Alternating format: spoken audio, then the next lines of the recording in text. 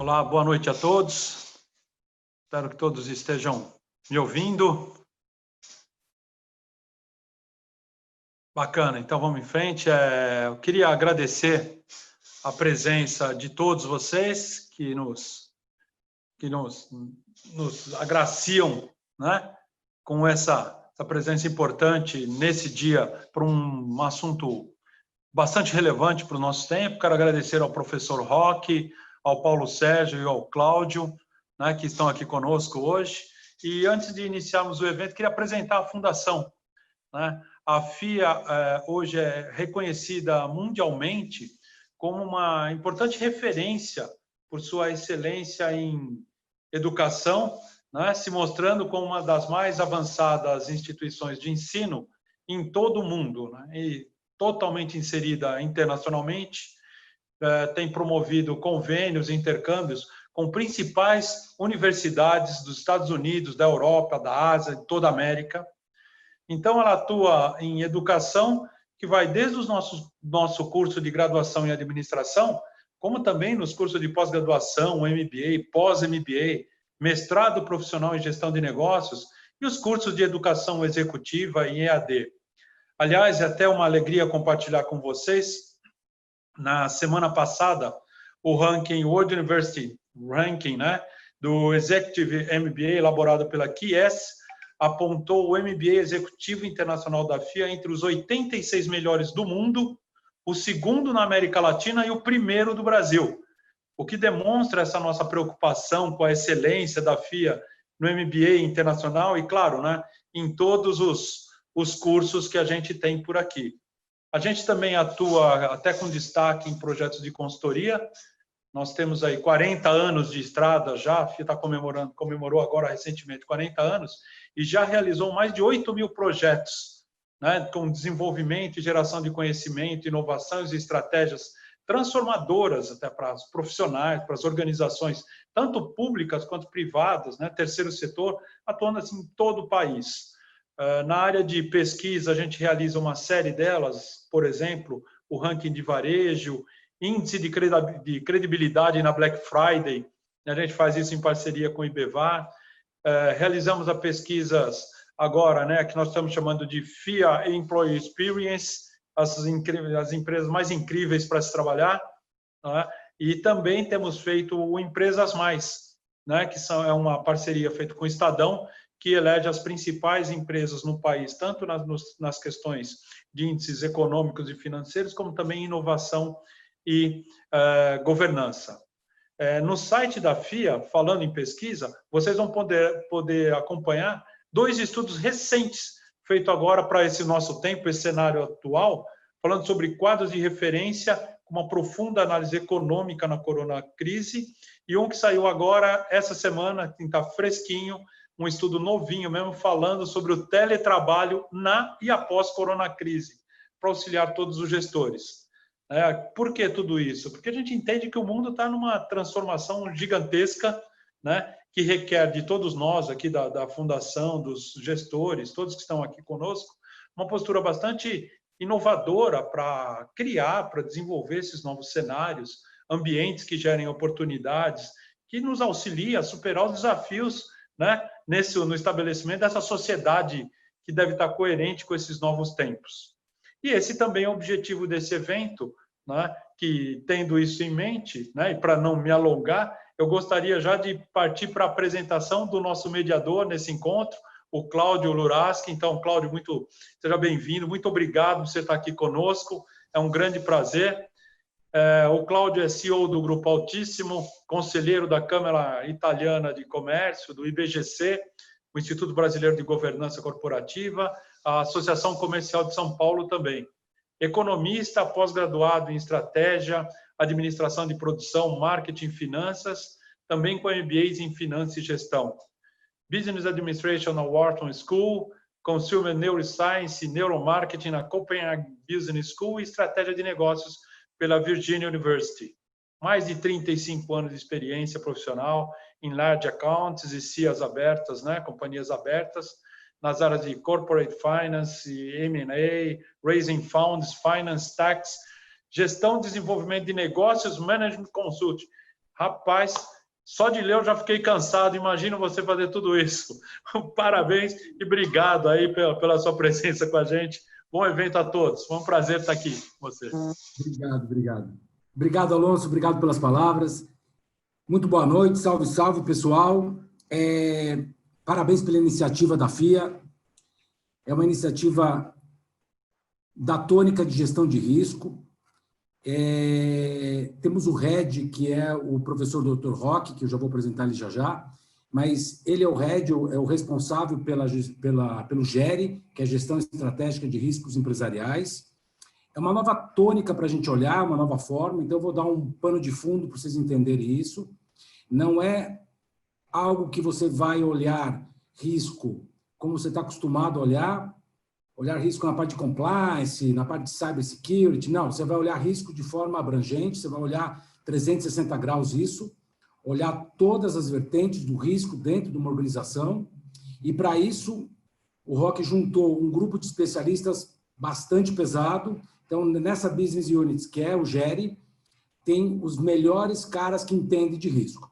Então, essas pessoas entendem, e não entendem só porque dão aula ou só porque ouviram falar. Elas entendem porque elas já praticaram e já implementaram projetos de risco. Então, isso dá uma diferença assustadora. Então, 15 minutos com o Roque e você aprende aquilo que demoraria 2 anos. Então, isso é muito bom. E é por isso que a gente resolveu fazer essa iniciativa, e são lives que vão começa hoje e vai numa sequência imensa, porque a gente vai pegar o tema risco e vai exaustivamente até o final. Então, você imagina que você vai seguir uma série de 8 lives toda semana, então, semana sim, semana sim, semana sim, e depois abre para dar um fôlego, semana sim, semana não, semana sim, semana não, e vamos até o final do ano. Então, tem muito tema, tem muito conhecimento, tem muita coisa para a gente aprender.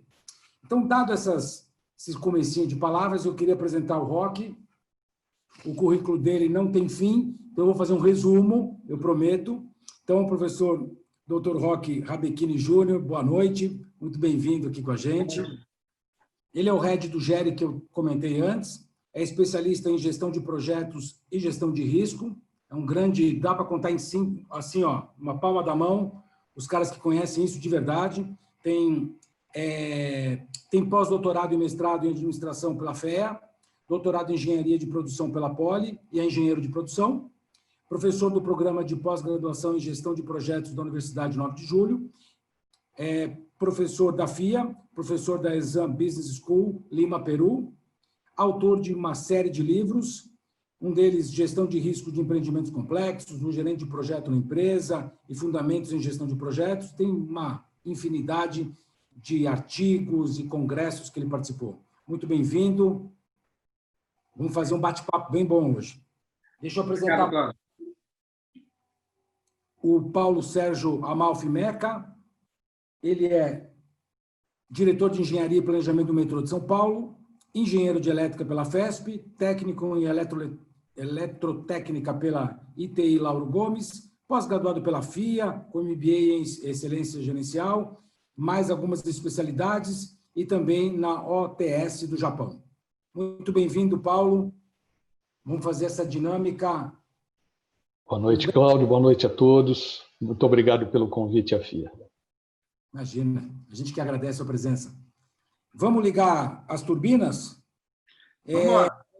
A ideia é um bate-papo, a gente vai interagir o tempo inteiro, então o Roque, eu vou pegar ele já na presença e já vou fazer uma pergunta que eu tenho essa grande dúvida, então se é possível avaliar a situação atual da pandemia causada pelo Covid com a gestão de risco.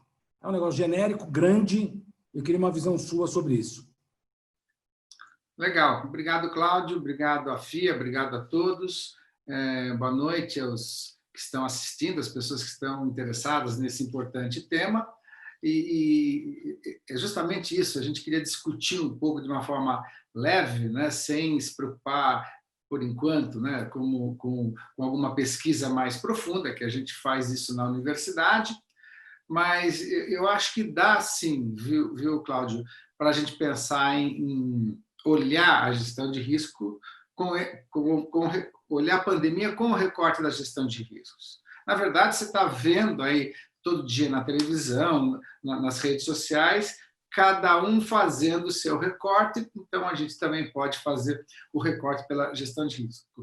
Mas não é uma coisa simples, né? Porque são coisas muito imprevisíveis o que nós vimos. E essa imprevisibilidade mostrou, por exemplo, que a gente não dá devida atenção para as coisas, né? que precisaríamos ter dado mais. E depois ficou tudo muito... Parecia que tudo estava muito imprevisível, tudo invisível, e agora a gente está fazendo respostas rápidas, respostas imediatas para entender, até para a situação que a gente vive atualmente. Mas veja, a gente teve alguns indicadores, sim? A gente teve alguns indicadores e muitas vezes a gente não olha exatamente por esses indicadores. Se você ler os jornais, assim, há pouco tempo, estou falando pouco tempo, assim, uns 5 anos atrás, no dia 26 de janeiro de 2015, um asteroide de 325 metros de comprimento passou a cerca de 1.200.000 quilômetros da Terra. Os astrônomos jamais haviam observado algo desse tamanho se aproximar tanto. O impacto dele, né, liberaria uma energia equivalente a dezenas de bombas atômicas. Não seria suficiente para causar a extinção da vida da Terra. Mas olha que curiosidade, né? Um asteroide com alguns quilômetros de extensão semelhante caiu há 65 milhões de anos, onde hoje é o Golfo do México, e extinguiu os dinossauros. 2 anos antes de 2015, em 2013, em fevereiro, um asteroide de 20 metros de comprimento só explodiu a 29 quilômetros de altura sobre uma cidade da Rússia. O impacto foi cerca de 1.500 pessoas feridas e milhares de edifícios danificados. O que eu quero chamar atenção com isto? São sinais que a gente está vendo e que as coisas estão acontecendo. No entanto, há uma resposta para isso, né? Ou seja, todo asteroide com mais de 150 metros de comprimento, que chega a menos de 7,5 milhões de quilômetros da órbita da Terra, é catalogado por uma União Astronômica Internacional como potencialmente perigoso. Ou seja, existe alguém tratando disto. Tá? Poderíamos ter alguma coisa em termos da pandemia, mas não. Em termos de lições que a gente poderia aprender com todos estes eventos, com tudo que nós já passamos, né, teríamos casos já clássicos, casos que viraram filme e parece que a gente esquece. Né? Titanic é um. A missão Apollo 13, uma coisa... São filmes, mas para nós é tão distante, parece que até meio irreal. Mas quando a gente deveria prestar atenção. Mais recentemente, o furacão Katrina nos Estados Unidos, em 2005, gerou severos impactos, 2 bilhões de dólares, com mais de 1.800 mortes. É preciso olhar os sinais, é preciso entender os sinais. E a gestão de risco que a gente propõe, né, não é uma coisa, não existe, nós estamos propondo algo novo. Não, já existe. É questão de fazer uso para isso. Então, a gente pode olhar hoje a pandemia tendo como exemplos de vírus já que ocorreram. Além desses casos que eu citei, né, a gente conhece o Ebola, né, que espalhou por 3 países africanos e matou mais de 10 mil pessoas em pouco mais de um ano. O H1N1, originário da gripe espanhola, matou em menos de um ano 30 milhões de pessoas em 1918. É óbvio que a gente aprendeu alguma coisa com eles, mas muito pouco em relação ao que se pode fazer. Hoje, lavar as mãos é uma coisa que é natural, não precisaria ensinar, né? O uso de máscaras, o isolamento social, o distanciamento, tudo isso são questões que a gente aprendeu já com eles, mas são muito poucas essas questões. Né? No caso do Covid-19, o infectologista e historiador, prêmio Nobel de Medicina em 1996, Peter Doherty, afirmou que é preciso algum tempo para saber se as vacinas ou remédios são seguros para os seres humanos. Então, a gente ouve todo mundo falando sobre pandemia, né? Se abre os jornais, se vê a televisão, cansa de falar sobre a epidemia, mas são poucas as entrevistas como esta, né, que falam efetivamente da previsibilidade, do entendimento do caso. Eu já tinha ouvido dizer no começo, em fevereiro, que daqui a 3 meses já tem uma vacina. Não tem, isso aí tem que obedecer todo o protocolo, existe todo um caminho a ser dado, né? Se você pegar um TED do Bill Gates de 2014, você vai lá ver que ele fala que o nosso maior inimigo não são as guerras, guerra nuclear, mas sim são os vírus, fazem parte da pandemia. Quer dizer, esses são dados que a gente examina um pouco. Será que a gente não pode fazer nada? Quando você vê, mas a chance de ocorrência é muito baixa. Claro que é. A chance de cair uma barragem, por exemplo, também é muito baixa, mas precisa se fazer coisas. Então, eu gostaria depois de discutir o que tem sido feito e o que a gente pode fazer. Quando eu olho empresas importantes, por exemplo, como o nosso amigo que divide essa live com a gente, né, que é o Meca, você observa, então, as dificuldades por que eles passam, né? Então, o metrô tem uma capacidade de responder muito grande. O metrô de São Paulo, especificamente, é referência mundial em alguns pontos.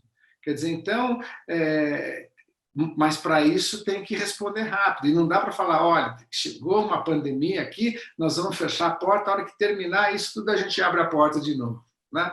Então, isso precisa ser muito bem trabalhado, e eles estão fazendo já alguma coisa. E aí eu gostaria de ouvir um pouco o Meca, como que ele pensa nisso que eu falei, né? E também como que o metrô se adequa a essa situação inusitada que nós estamos passando.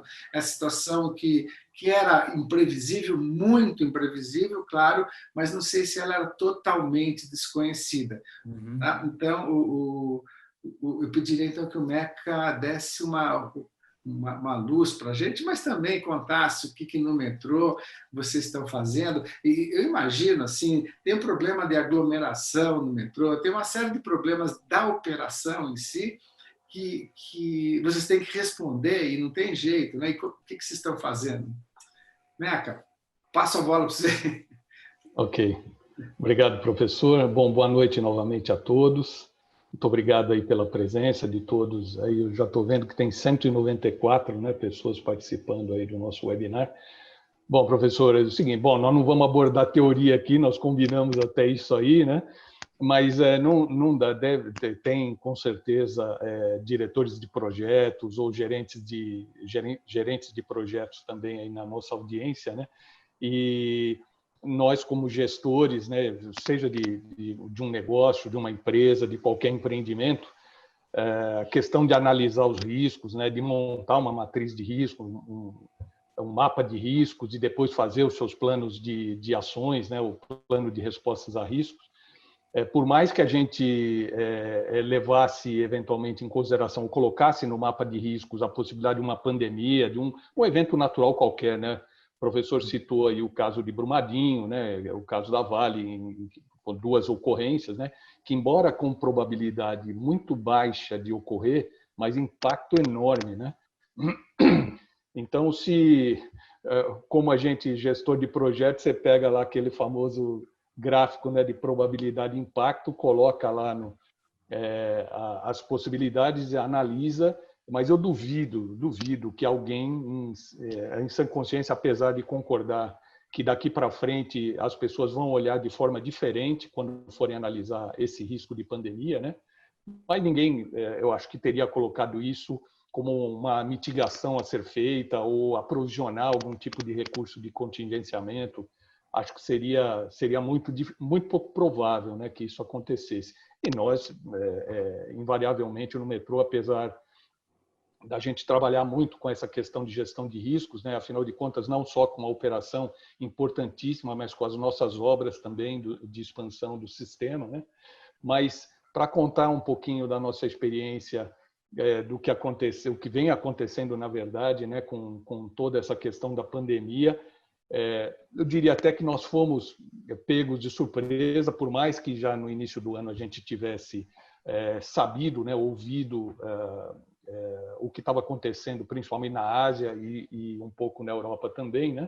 Mas a decretação, eu diria, da quarentena a partir de março, né, quando esse vírus efetivamente se instalou aqui no Brasil, nós tivemos a consequência muito grande para o metrô, né? Rapidamente a nossa demanda de transporte ela caiu brutalmente, né? Nós chegamos a ter aí uma perda de passageiros na ordem de 80% mais ou menos. Pra vocês terem uma ideia, somadas as 6 linhas, aí eu vou contar também das 2 linhas que são operadas pelo privado, né? No caso a CCR, mas a gente chegou a transportar antes da pandemia 5.300.000 passageiros dia.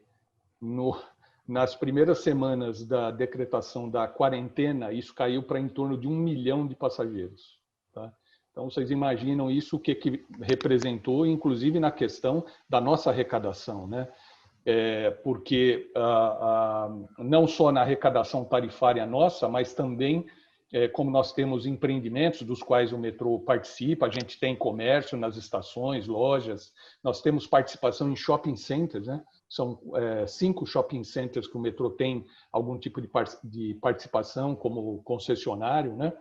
E então tudo isso veio de uma vez, né? E nós tivemos então que tomar uma série de medidas, né? Agora, o professor citou aí o seguinte: bom, nós íamos parar, chegou o momento de discutir o seguinte: vamos parar uma linha de metrô por conta da questão da aglomeração? Bom, tá bom, podíamos decidir parar, mas nós temos uma missão que é social, de transportar as pessoas. Então, imagina, no auge da pandemia, os médicos, enfermeiros, profissionais em geral de saúde, segurança, gente que trabalha em empresas de abastecimento, né, em supermercados, feiras, etc. Imagina como que seria se a gente simplesmente parasse de transportar as pessoas, né?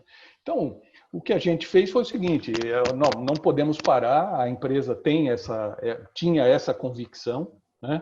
E nós dissemos assim, bom, nós vamos ter que, então, bolar alguma coisa, como é que nós vamos enfrentar? Então, tivemos que rever todo o nosso planejamento de risco com a situação instaurada da pandemia, né?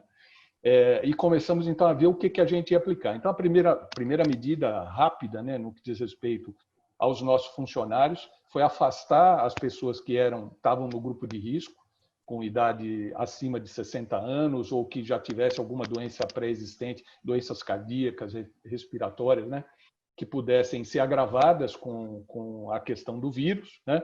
Nós colocamos rapidamente também, essa foi decisão, por isso que acho que foi legal, porque foi muito rápida a decisão de colocar todos os nossos colaboradores que tinham alguma função que não eram de linha de frente, seja da operação ou da implantação das nossas obras de expansão, colocá-los em home office. Então, rapidamente também a gente fez isso. Outra coisa, as pessoas que tinham que ficar na linha de frente, nós tínhamos que aparelhá-los adequadamente, né, para não estarem sujeitos, né, a contrair a doença. Então, a aplicação de EPIs, rapidamente também a gente foi atrás da questão dos EPIs, né? Testagem, aí uma determinada época a gente acabou acertando, inclusive a nossa própria instituição que cuida da assistência médica dos nossos colaboradores fez um convênio com o laboratório para, inclusive, ir na casa dos nossos colaboradores para coletar, se caso alguém tivesse uma suspeita, né, de ter contraído o vírus, ou com sintomas e tudo mais. Então, a gente foi por essa linha, né? Mas não bastou só pensar nos nossos colaboradores. Bom, se nós vamos manter o sistema aberto, como é que nós vamos evitar a aglomeração? Como é que nós vamos dar uma condição mais ou menos segura, né? Porque esse vírus é uma coisa totalmente nova, ninguém sabia direito exatamente a reação que teríamos em relação a ele, como efetivamente tratar essa questão, né? Então, nós passamos também a implementar nas estações um sistema de limpeza mais eficiente, né? Cuidados com corrimão de escadas rolantes, nas áreas em que os usuários tinham maior contato, né? Incentivar o uso de máscaras, não é? Para mesmo com não sendo ainda obrigatório, como foi há pouco tempo atrás, não é? Mas também fomos buscar alguns equipamentos. Então, se vocês forem em algumas estações do metrô, tem uma espécie de uma cabine, né, de higienização, né, que aplica lá um componente químico que faz a limpeza, a retirada do vírus. O que a gente fez também produtos diferentes para limpar os trens, inclusive. Passamos a fazer uma limpeza com menor tempo, inclusive dentro da operação comercial, não é? Porque a limpeza em geral, a maior parte da limpeza mais pesada, ela se dava nos pátios no final da operação comercial. E a gente falou, não dá para ficar esperando o final da operação comercial e o vírus está lá presente, seja num pega-mão, num banco de passageiro e tudo mais. Então, também passamos a fazer e muitos de vocês devem ter presenciado isso, né? As equipes de limpeza dentro dos trens, mesmo com o trem em operação, fazendo lá toda a higienização, né? A semana passada também, nós temos uma série de iniciativas que estamos tentando ampliar o atendimento às pessoas. Semana passada nós colocamos experimentalmente um sistema de câmeras na estação Sé, uma empresa que resolveu fazer um teste, a gente cedeu o espaço. Essa câmera, ela consegue, é uma super câmera que ela consegue, identificando as pessoas, separar e dizer qual é a temperatura corporal dessas pessoas. Então, quer dizer, já na entrada da estação, você conseguindo saber qual é o indivíduo que tem um potencial risco, bom, vamos verificar, esse cara está de máscara? Se está de máscara, menos mal, mas vamos alertá-lo, falar, olha, escuta, você está com uma temperatura acima da temperatura corporal normal, você deve estar com algum problema, tem certeza? Se ele não tiver com máscara, nós inclusive fizemos aí, houve interesse da iniciativa privada, tem um banco, eu não vou citar aqui o nome, mas que doou mais de 1 milhão de máscaras, né, para que a gente usasse. Então, usuários que chegassem na estação ou nas estações sem máscara e eventualmente não tivesse como, para a gente não impedir a pessoa também de entrar na estação, nas SSOs das estações tem lá uma quantidade de máscaras também para ceder para essas pessoas, né?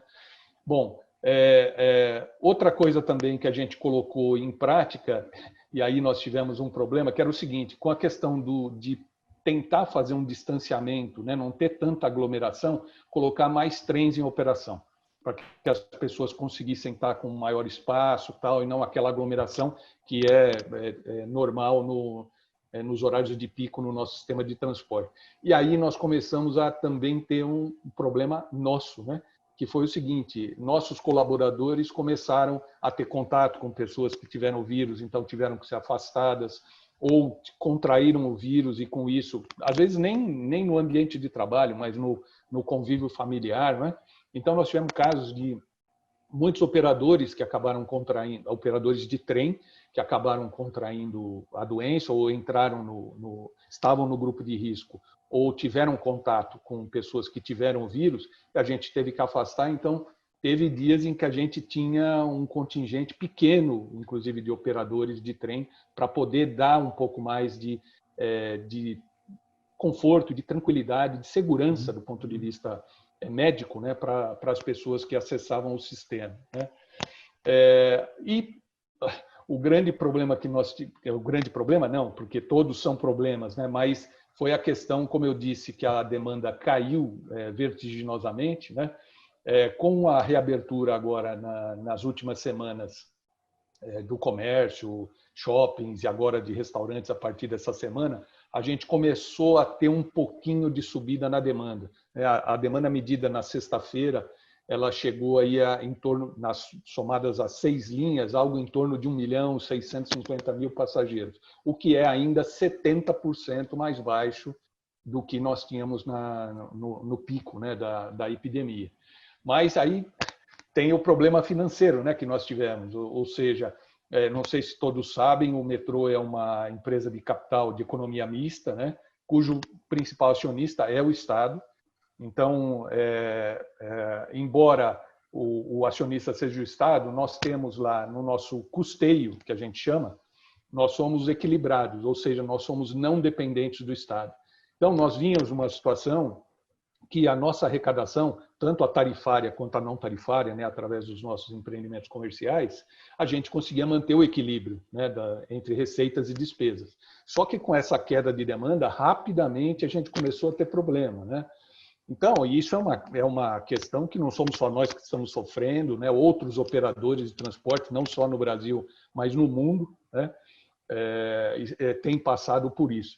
A gente não sabe exatamente quanto tempo ainda vai demorar para essa demanda subir. A gente tem aí um chute, eu diria, uma estimativa de que até o final do ano, início do ano que vem, ainda a demanda vai subir muito lentamente. Então, nós vamos ter sérios problemas, né, para manter as nossas contas. E aí nós tivemos que fazer tudo que estava ao nosso alcance, renegociar contratos, né? Contratos de energia, que são o nosso principal insumo. Hoje, nossos principais contratos são de energia, né? A gente tentou negociar, mas eles também tinham um problema, né? Que eles também compram energia de alguém, que por sua vez gera. Então, viram uma cascata muito difícil de ser controlada, né? Mas, assim, eu procurei dar um panorama da questão do...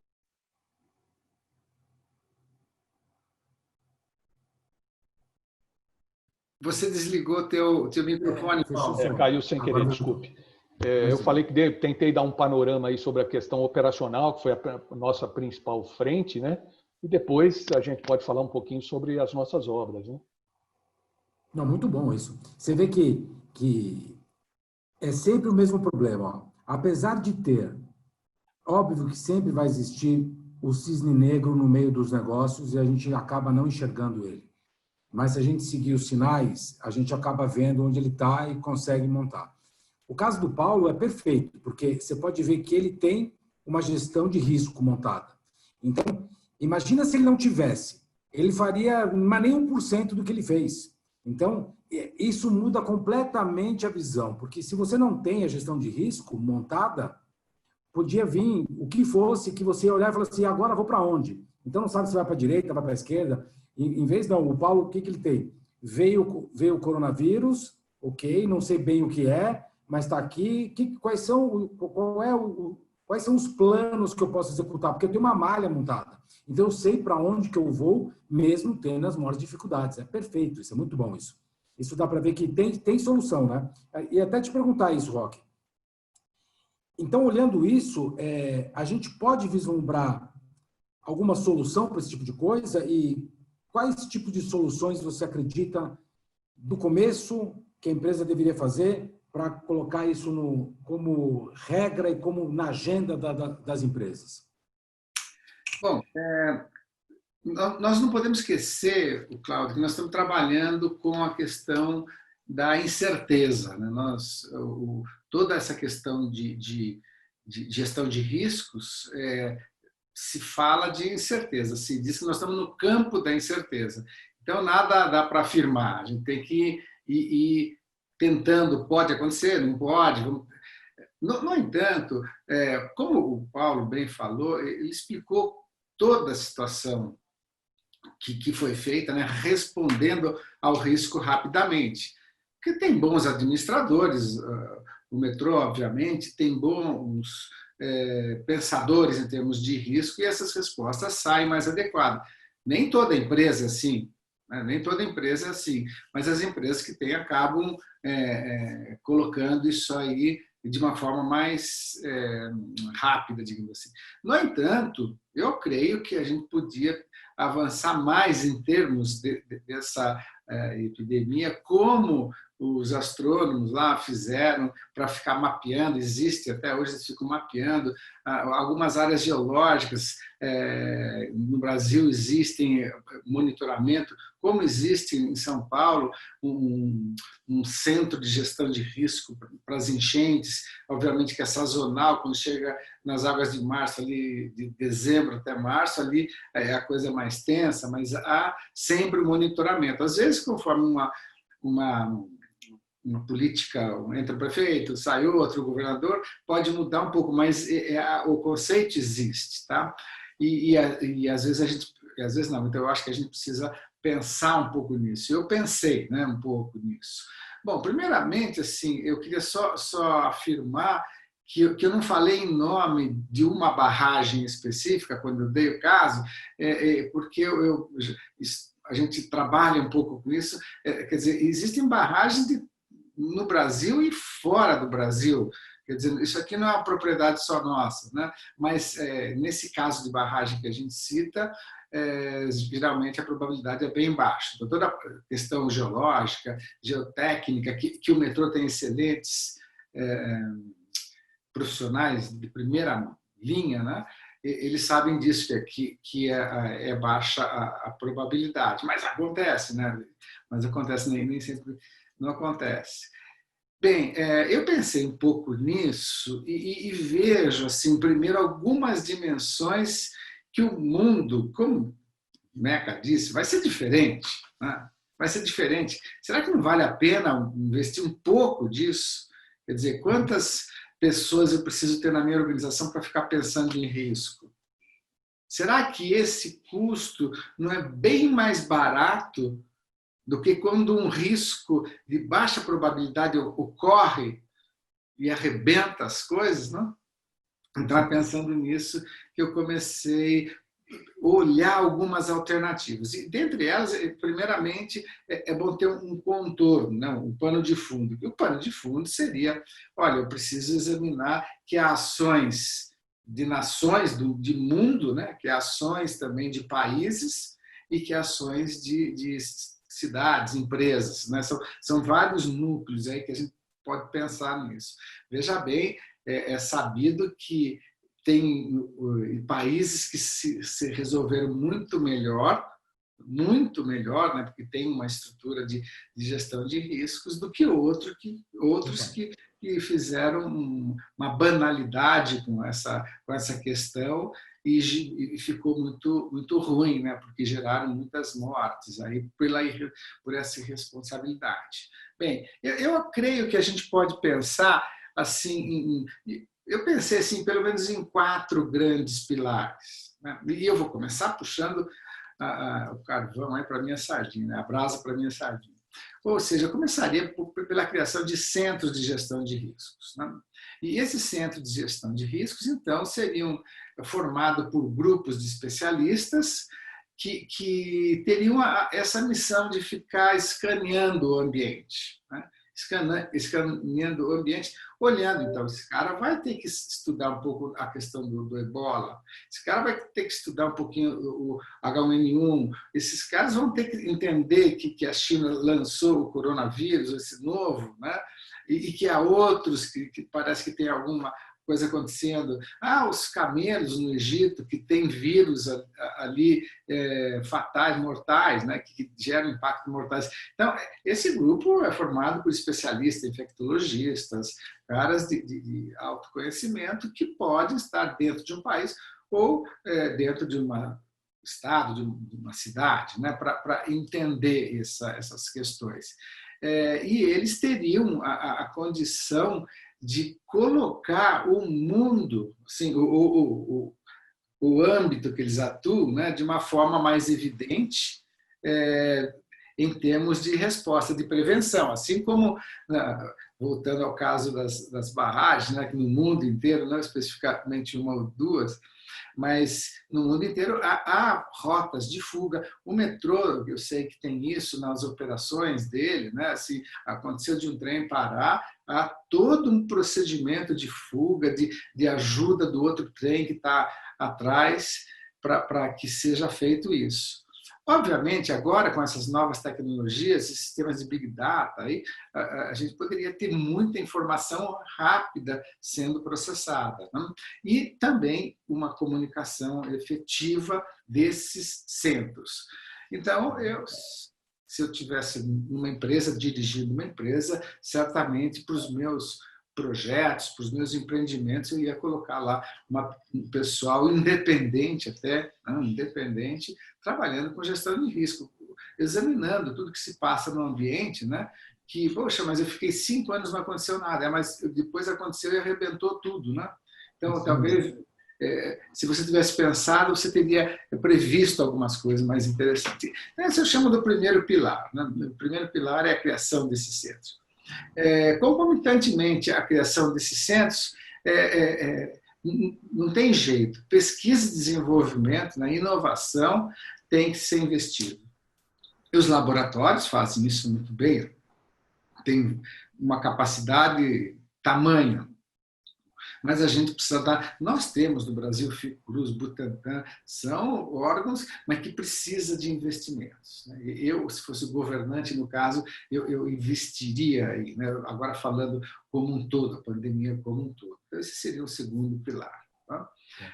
Desenvolvimento tecnológico na criação de vacinas, não só de vacinas, de remédio. Hoje a gente sabe um pouco mais, ouviu dizer que vacina não é faz uma vacina e está pronto. Há vários tipos de vacina, as dificuldades de testes são imensas. É uma área que é muito especializada. Então a gente precisa da contribuição deles, né, do trabalho deles. No terceiro pilar, eu diria assim que o sistema de saúde dos países precisa ser melhorado. Então, aqui, nós temos o SUS, né, que é uma baita de uma vantagem, eu vejo, assim, né, porque ele tem uma capilaridade muito grande. Mas a gente sabe também que, fora dos grandes centros, é difícil ter qualidade de atendimento, qualidade de médicos disponíveis. A gente não tem médicos disponíveis, isso é um fato. Então está na hora de a gente pensar um pouco de deixar a política de lado e começar a investir em coisas desse tempo, né? E por fim, eu diria assim que o último pilar, então, seria composto de um sistema de logística e comunicação capaz de absorver rapidamente as demandas.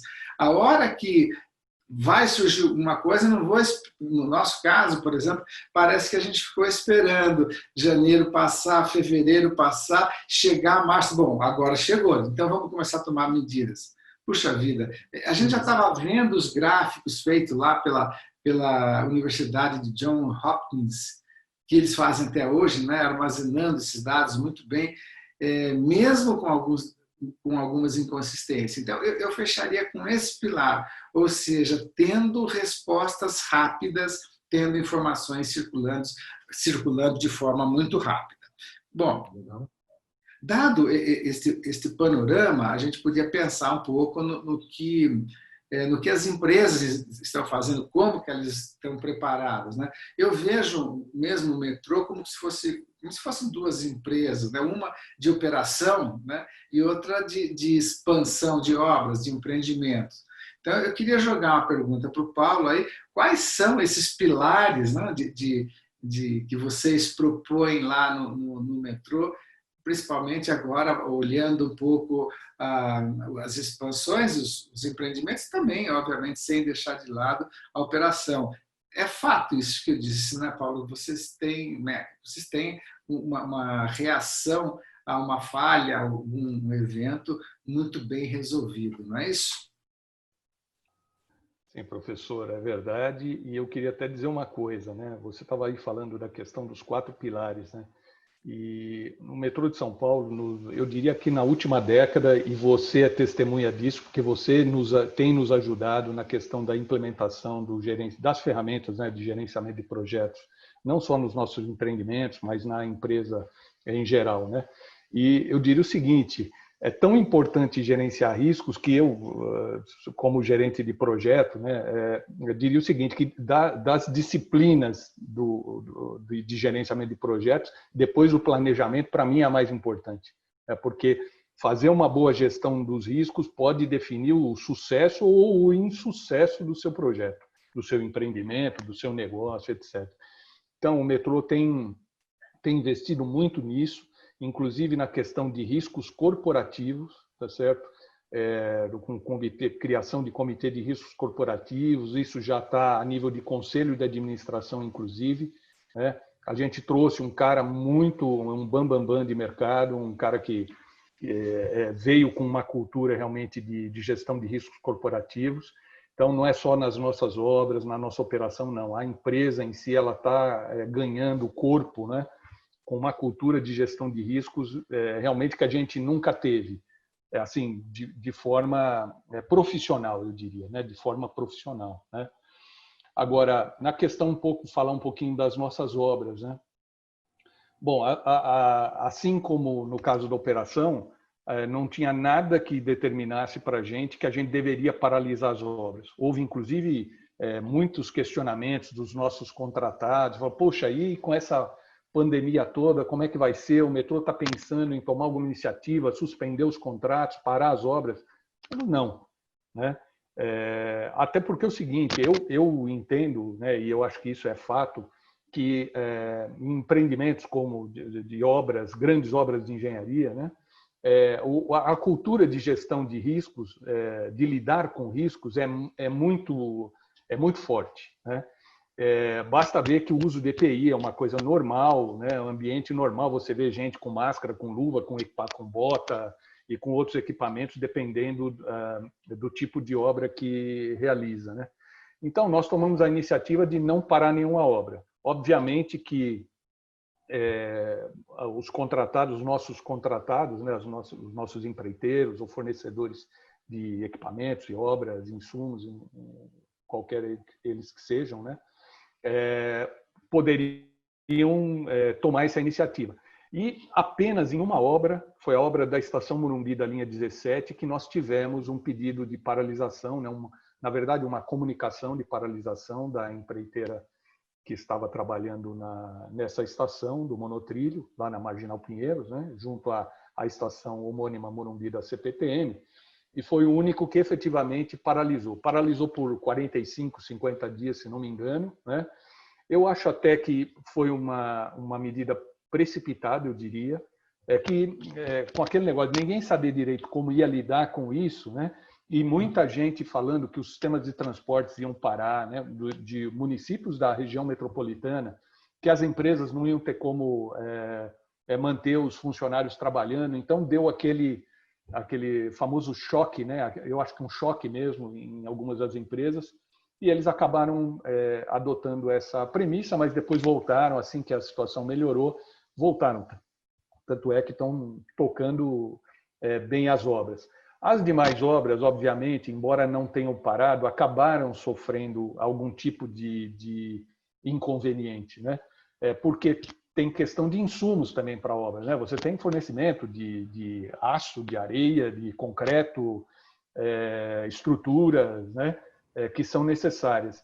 Então, toda essa cadeia acabou sendo, de alguma forma, afetada. Mas houve um esforço muito grande dos contratados em manter as obras de pé, nossos também, obviamente que tomando todos os cuidados. Então, nós revimos todo o nosso planejamento de riscos, né, todo o plano de ação, conversamos muito com esses nossos contratados para que a gente conseguisse, em conjunto, adotar medidas que fossem boas para eles darem continuidade, né, e proteger os seus empregados, como também das nossas equipes, né? Porque nós também temos engenheiros técnicos que fiscalizam a execução das obras, né?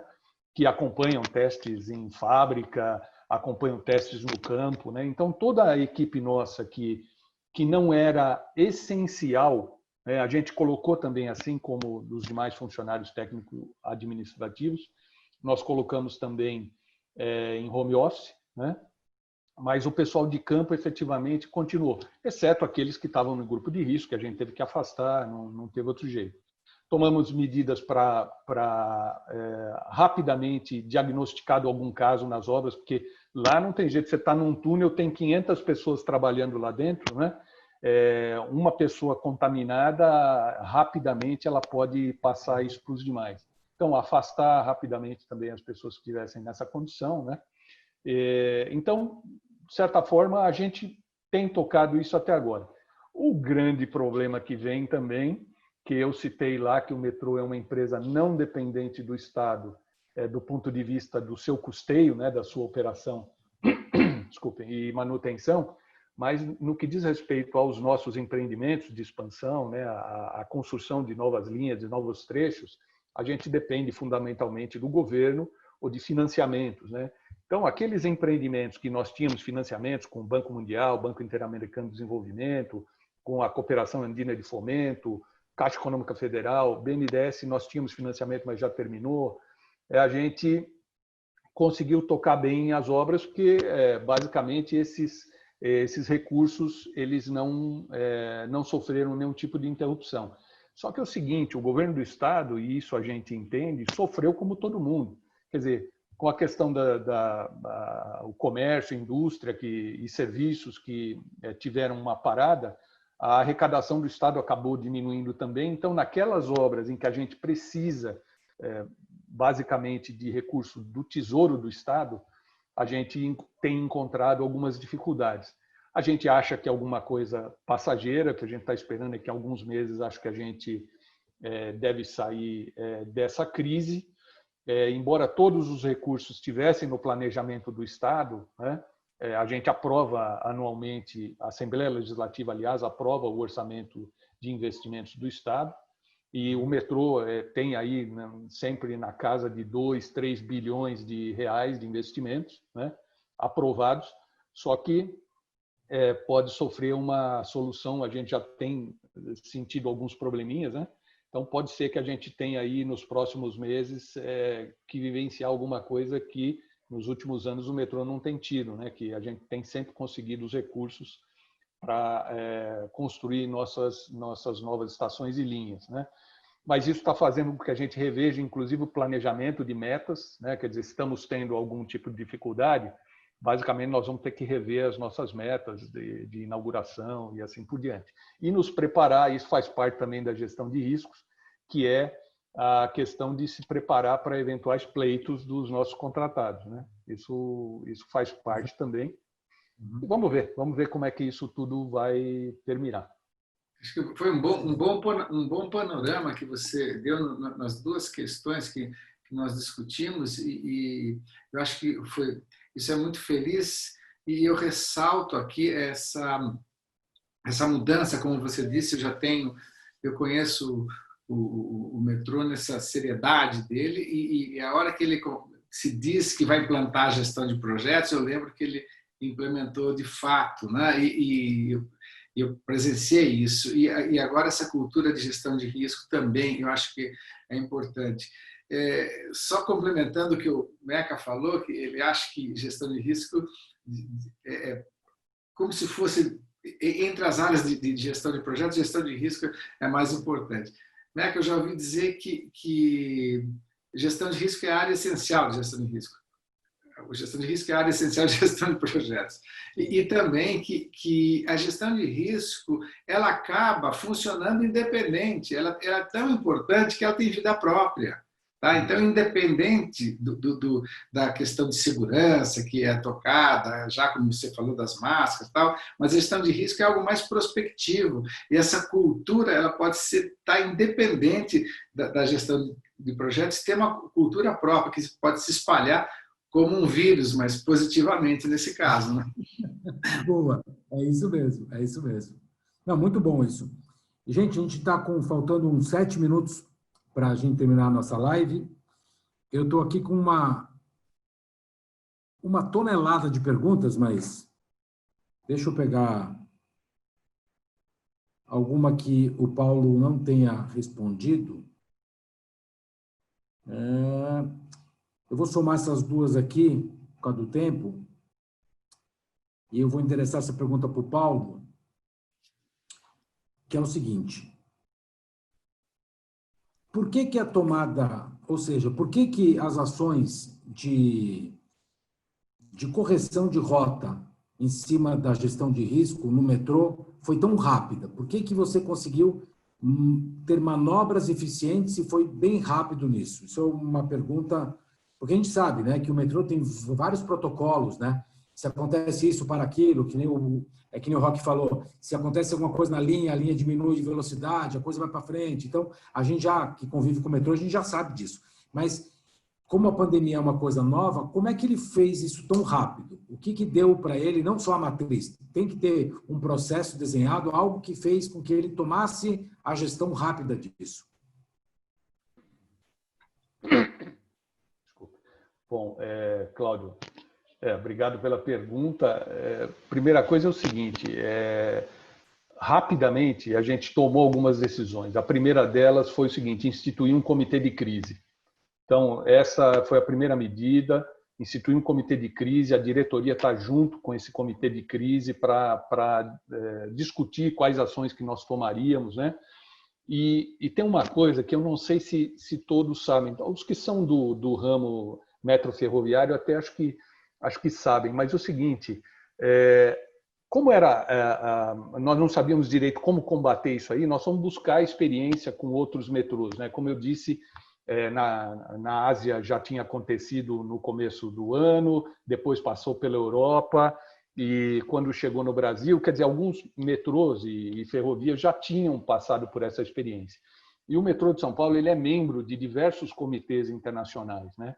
Um deles, inclusive o principal, eu coloco isso como sendo o principal, é o chamado COMET, que é um comitê de metrôs, né? Ele tem, eu vou falar só do COMET, não vou falar do NOVA, que é um outro grupo agregado, mas ele tem os 19, composto pelos 19 metrôs de maior movimento de transporte do mundo.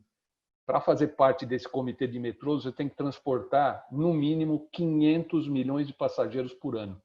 Então, são só 19 metrôs no mundo que têm essa não diria capacidade, mas que conseguem fazer isso. Para participar desse comitê, não basta você ter uma rede extensa. Na verdade, é medida pela quantidade de passageiros que você transporta. Então, embora a nossa rede seja uma rede ainda pequena pelo que a gente planeja fazer, mas a gente transporta muita gente, né? E nós somos muito conceituados lá. Então, a gente foi buscar experiências com esse grupo do COMET, né? Como é que eles estavam fazendo para tratar a questão de limpeza das estações, os cuidados, EPIs, etc. O que matava o tal do vírus, né? Que era uma questão que a gente tinha dúvida. Fomos buscar também numa outra associação, que é chamada de ALAMIS, que é a Associação Latino-Americana de Metrôs e Ferrovias, né? Ela é composta basicamente por países de língua espanhola e portuguesa. Então, tem aqui metrôs e ferrovias, grandes transportadores ferroviários da América Latina e de Portugal e Espanha. Também pegamos a experiência com eles. E de uma associação que é chamada de UITP, União Internacional de Transportes Públicos, em que o metrô tem uma cadeira lá, né?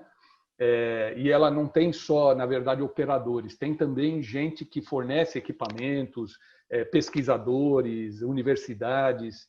Então, a gente também foi ouvir desse pessoal quais eram as experiências que eles tinham tido e como é que eles estavam lidando com isso, né? E o interessante é o seguinte, e isso a gente acabou trazendo, de certa forma, para cá, que as medidas que a gente adotou acabaram caindo bem para a população, né? Para os nossos passageiros, elas caíram bem.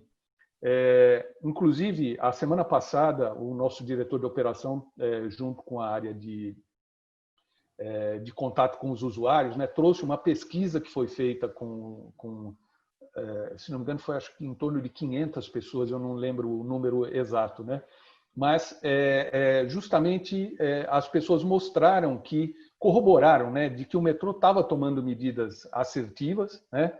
Inclusive colocaram, por incrível que pareça, né, o metrô, quanto ao risco de contágio, atrás de hospitais, obviamente, né, que isso não teria como, mas restaurantes, shoppings, lojas, os próprios sistemas de ônibus, sistema de trens de outros parceiros, feiras livres e etc., né? Então, mostrou que a gente acertou nas medidas, né?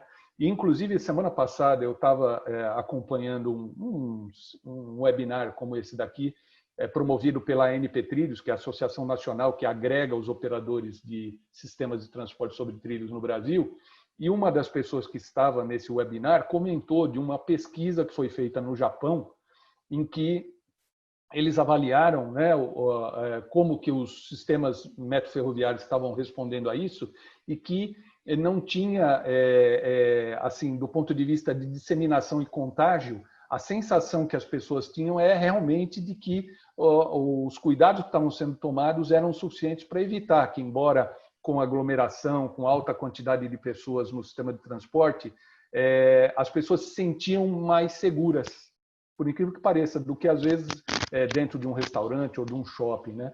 Então, isso é interessante isso.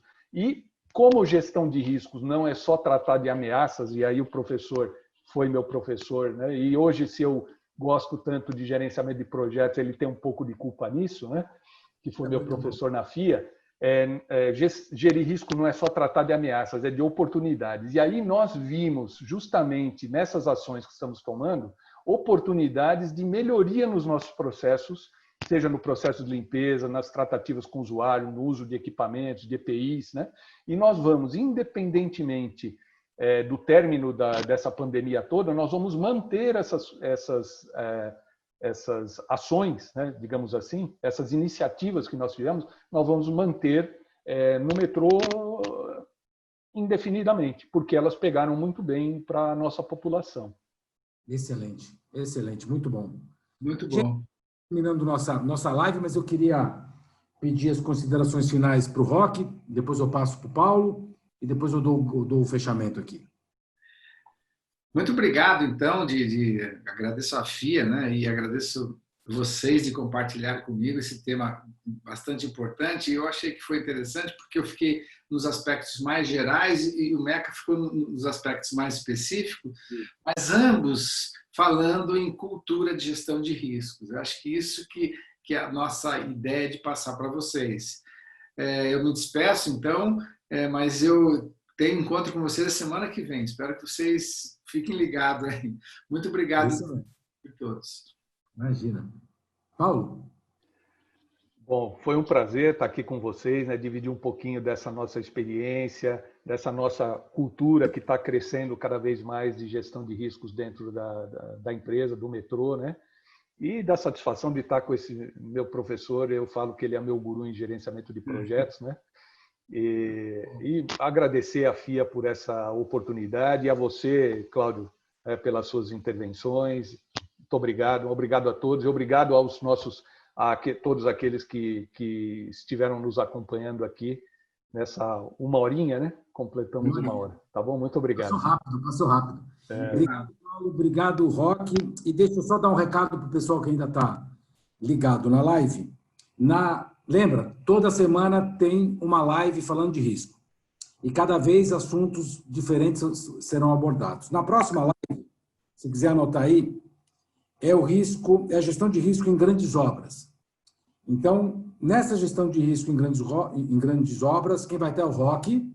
Pensa, hein? Pensa no Roque. Lembra dos 15 minutos, você ganha, em 2 horas você ganha 15 minutos? É exatamente ele. Então, vai estar o Roque, o André Assis, que é professor titular do Departamento de Engenharia Civil e Ambiental da Universidade de Brasília, e o Fernando Francis, que é um engenheiro civil com mais ou menos mais de meio século de experiência na área de engenharia. Então, pensa o tamanho do fórum que vai ser na semana que vem, às 19 horas, segunda-feira, põe na sua agenda. Toda segunda-feira, 19 horas, tem GERE. Fechado, gente? Obrigado por hoje. Um bom descanso, bom jantar para todos e até semana que vem.